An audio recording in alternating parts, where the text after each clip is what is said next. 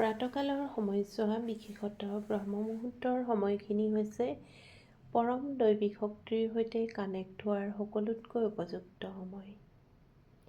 এই সময়খিনিতেই আমি নিজকে ব্ৰহ্মাণ্ডৰ দিব্য শক্তিৰ লগত বিলীন কৰাৰ এক অদ্ভুত আৰু চমৎকাৰী সময় বুলি বিবেচনা কৰা হয়।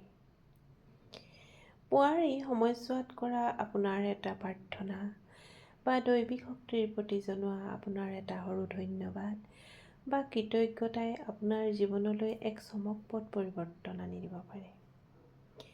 আপোনাৰ জীৱনত থকা ঋণাত্মক শক্তিসমূহ আঁতৰ কৰাটো ই আপোনাক সহায় কৰিব পাৰে। 21 দিন নিয়মিতভাৱে কৰা এই কৃতজ্ঞতা বা ধন্যবাদ জ্ঞাপনে আপোনাৰ বন্ধ হৈ থকা পথসমূহ মুকলি কৰাত সহায় কৰিব পাৰে। এই সময়ছোৱাত কৰা আপোনাৰ এটা প্ৰাৰ্থনাই আপোনাক উৰ্জাবান কৰি তুলিব পাৰে। ঈশ্বৰৰ অস্তিত্ব আপুনি নিজৰ মাজত অনুভৱ কৰিব পাৰে। আপুনি আগবাঢ়ি যোৱাৰ ন পথ পাব পাৰে।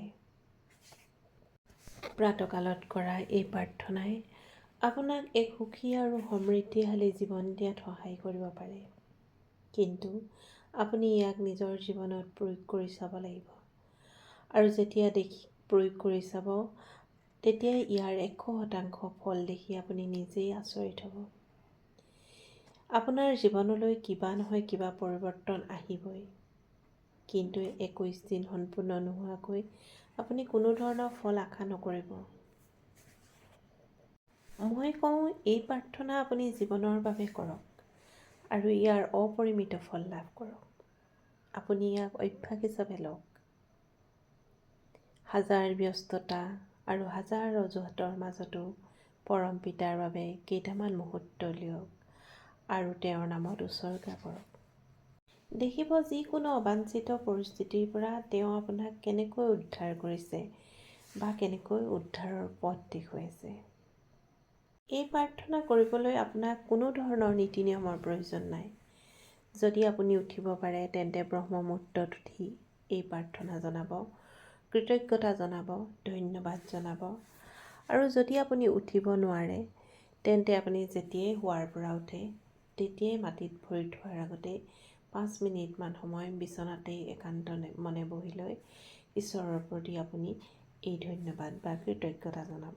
এয়াই পৰম পিতাৰ প্ৰতি আমি আমাৰ গ্ৰেটিটিউড কেনেকৈ প্ৰকাশ কৰিম বা কি ক'ম, এই বিষয়ত মোৰ এটা ভিডিঅ' দিয়া হৈ আছে, আপোনালোকে সেইটো চাব পাৰে। নতুবা আপোনালোকে ইউটিউবত মৰ্ণিং গ্ৰেটিটিউড বুলি চাৰ্চ কৰি সেই ভিডিঅ'বিলাক চাই আপোনালোকে তেনেকৈ নিজৰ কৃতজ্ঞতা আৰু ধন্যবাদ জনাব। জীৱনত কেতিয়াও নোপোৱাখিনিক লৈ হতাশ নহ'ব। যিখিনি পাইছে সেইখিনিতেই সুখী হৈ পোৱা নোপোৱা সকলোখিনিক সামৰি পৰম পিতাক মাত্ৰ ধন্যবাদ আৰু কৃতজ্ঞতা জ্ঞাপন কৰিব। ভাবি ল'ব, যিখিনি মোৰ নাই সেইখিনি মোৰ আহি আছে।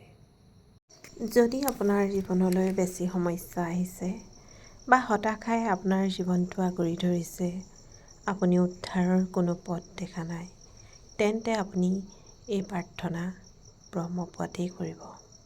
ইয়াক নিয়মিতভাৱে আপুনি 21 দিন কৰিব। লগতে আপুনি 5 মিনিট বা 10 মিনিট সময় মেডিটেশ্যনো কৰিবলৈ ল'ব। শেষত কওঁ, ঈশ্বৰৰ অস্তিত্ব অনুভৱ কৰাৰ যি মাৰ্গেই আপুনি নলওক, তাত তেওঁৰ প্ৰতি বিশ্বাস, বিনম্ৰতা আৰু সমৰ্পণ থকাটো অত্যন্ত জৰুৰী।